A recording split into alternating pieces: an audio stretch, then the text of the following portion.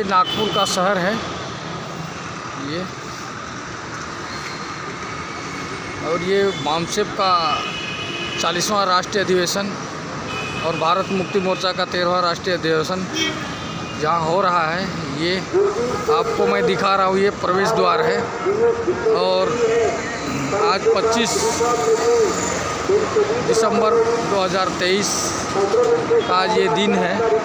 मैं अंदर का जो नज़ारा है प्रवेश द्वार से अंदर होकर के, जो हमारे मूल निवासी क्रांतिकारी योद्धा इस अधिवेशन में आए हुए हैं, तो अंदर का ग्राउंड को मैं आप लोगों को शेयर कराता हूँ।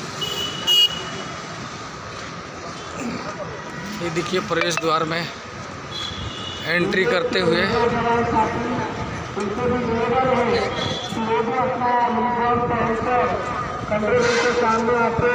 ये लोग, अभी कार्यक्रम शुरू हुआ नहीं है। 9 बजे ये जो पंडाल, मुख्य पंडाल जो दिखाई दे रहा है सामने,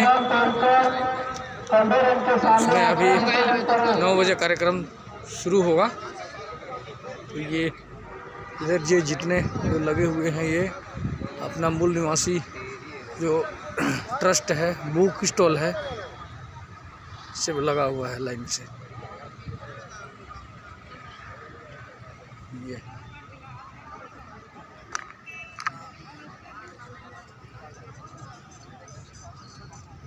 और ये करणी सेना का जो राष्ट्रीय अध्यक्ष थे, अमर शहीद सुखदेव सिंह गोगा मेडी जी, इस मैदान में इसी के नाम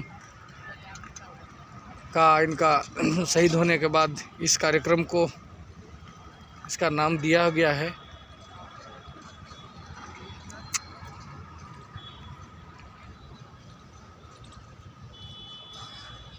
ये पूरा बुक स्टॉल है।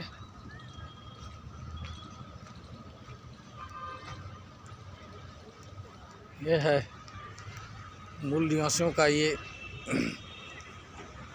आज़ादी का ये जो अधिवेशन है, इसमें बड़े बड़े ज्ञानी वक्ता लोग, समाज के शुभचिंतक लोग इस कार्यक्रम में भाग लेते हैं। पूरे 32 जो राज्य से आए हुए लोग हैं।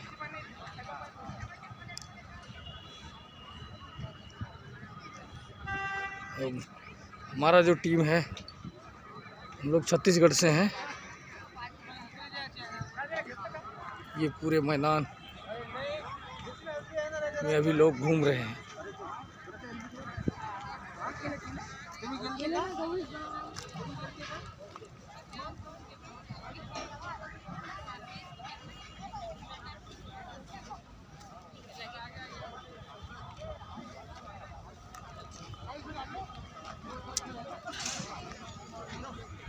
यहाँ नाश्ता का जो पंडाल है, वो यहाँ पे नाश्ता चाय का।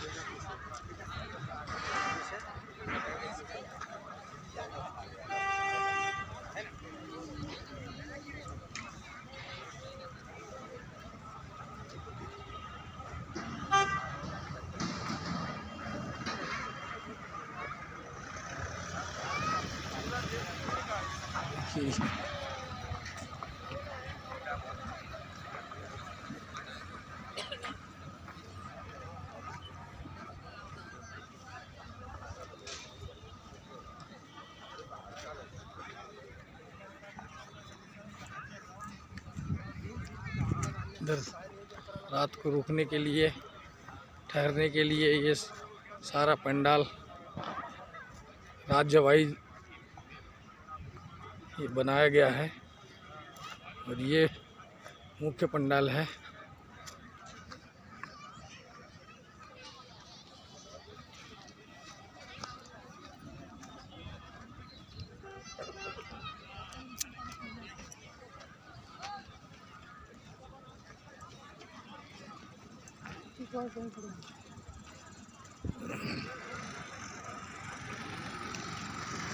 ये वो बामसेप है जो काशीराम साहब और दीना भाना और खबाड़े साहब ने जो मिल के बनाया था, उस बामसेप को आज मान्यवर वामन मेश्राम साहब ने, जो कांसीराम साहब ने 13 स्टेट में ये जो संगठन का जाल है उसको फैलाया था, और मान्यवर वामन मेश्राम साहब ने इसको 32 ठो राज्य में और 568 जिला में और लगभग 2.5 से 3 लाख गांव में ये जो संगठन का जाल है वो हमारे मूल निवासियों के आज़ादी के लिए ये आंदोलन को इन्होंने बढ़ाया है।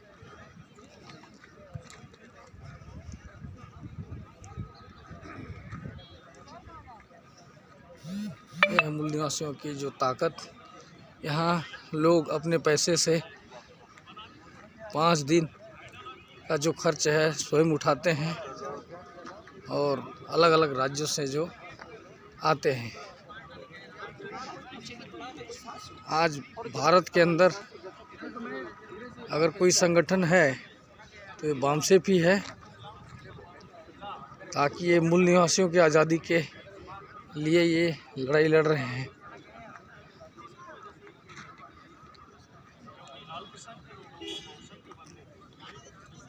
यहाँ पे मुस्लिम समाज का राष्ट्रीय मुस्लिम मोर्चा के राष्ट्रीय महासचिव चांद मोहम्मद सर कुछ लोगों को समझाते हुए अपने आप को मेजॉरिटी में कन्वर्ट करने के लिए ये सारे हथियार के तौर पर इस्तेमाल करते हैं। असम में जो मामला घटा देखा गया कि महिलाओं को जिस तरह नग्न करके घुमाया गया, वही मीडिया इजराइल और हमास के जिस तरह दिखा रही थी कि हमास को नष्ट कर डालेंगे। इलेक्ट्रॉनिक मीडिया का जो रोल रहा है, खासतौर से कॉरपोरेटर के अंडर में वो काम कर रहे हैं, और कॉरपोरेटर खासतौर से जो रूलिंग पार्टी है, रूलिंग पार्टी के अंडर में काम कर रहे हैं। और अगर हम देखें तो मीडिया हाउसेस का काम है समाज में और देश में घट रही घटनाओं को निष्पक्ष तरीके से समाज के अंदर वो जानकारी, वो मैसेज ले जाना। लेकिन आज अगर हम देखें, कॉरपोरेटर लोग मीडिया हाउसेस को खरीद कर वो अपने हिसाब से अपने को स्टेबल बनाए रखने के लिए और अपने मुताबिक मनमाफिक सरकारें जो है वो रूलिंग पार्टी रहे या सत्ता में रहे, इसके लिए वो जनमत निर्माण करने के लिए इस तरह के कंटेंट ला रहे हैं। और उसके उदाहरण अगर अभी देखें तो प्रिंट हिंदी नाम की मैगजीन थी, उस मैगजीन की संपादक पूनम अग्रवाल थी, जिसने ईवीएम के मुद्दे को लेकर एक्सपोज किया। प्रिंट हिंदी को अडानी ने खरीद लिया। एनडीटीवी के प्लेटफॉर्म से कुछ अलग अलग जो एडमिनिस्ट्रेशन से जुड़े हुए उस पर और तमाम हिस्सों को दिखाया जाता रहा, उसको भी अभी गौतम अडानी ने खरीद लिया। मैं साउथ में गया, न्यूज़ 18 के हमारे उर्दू के जो चीफ एंकर थे अबू हुरेरा साहब, उनके साथ मैंने मीट की। मीट करने के बाद जब मैंने बात किया कि ये न्यूज़ 18 उर्दू किसका चैनल है, तो उन्होंने कहा ये अंबानी का चैनल है। तो इस देश में जितने भी इलेक्ट्रॉनिक मीडिया है, न्यूज़ चैनल्स है, वो आज के तारीख में मनुवादी लोगों की है और मनुवादी मानसिकता के लोगों को जो है उसमें काम करने के लिए रखा गया है। इसकी वजह से इलेक्ट्रॉनिक मीडिया के जितने प्लेटफॉर्म पे न्यूज़ एंकर आते हैं, वो न्यूज़ एंकर कम नज़र आते हैं, बीजेपी के स्पोक पर्सन ज़्यादा नज़र आते हैं। और उनकी ट्रेनिंग, उनकी तरबियत आरएसएस नाम की फैक्ट्री में की जाती है, और उस फैक्ट्री में तरबियत करके ट्रेनिंग देकर उन्हें न्यूज़ एंकर बनाया जाता है। तो इसलिए वो न्यूज़ एंकरिंग कम करते हैं। बीजेपी के स्पोक पर्सन के तौर पे आज के जितने भी इलेक्ट्रॉनिक मीडिया के न्यूज़ एंकर है वो आज कार्य कर रहे हैं। एक तरफ बामसेप का जो आफसूट विंग है राष्ट्रीय मुस्लिम मोर्चा, और दूसरी तरफ आरएसएस का ही एक मुसलमानों का संगठन है राष्ट्रीय मुस्लिम लीग। जैसे कि आपने कहा कि आरएसएस के द्वारा तरबियत देकर मुसलमानों को लीडर कम बीजेपी का प्रवक्ता ज़्यादा बनाया, तो आपकी लड़ाई सीधे बीजेपी का जो संगठन है राष्ट्रीय मुस्लिम मोर्चा मंच से है। तो किस तरीके से आप उनसे चुनौती लेने का काम करेंगे, क्योंकि उनके पास कॉर्पोरेट के लोग हैं और पैसे हैं उनके पास, और किस तरीके से आप उसमें मुकाबला करेंगे? वामसेफ और राष्ट्रीय मुस्लिम मोर्चा की जो लड़ाई है वो मुस्लिम राष्ट्र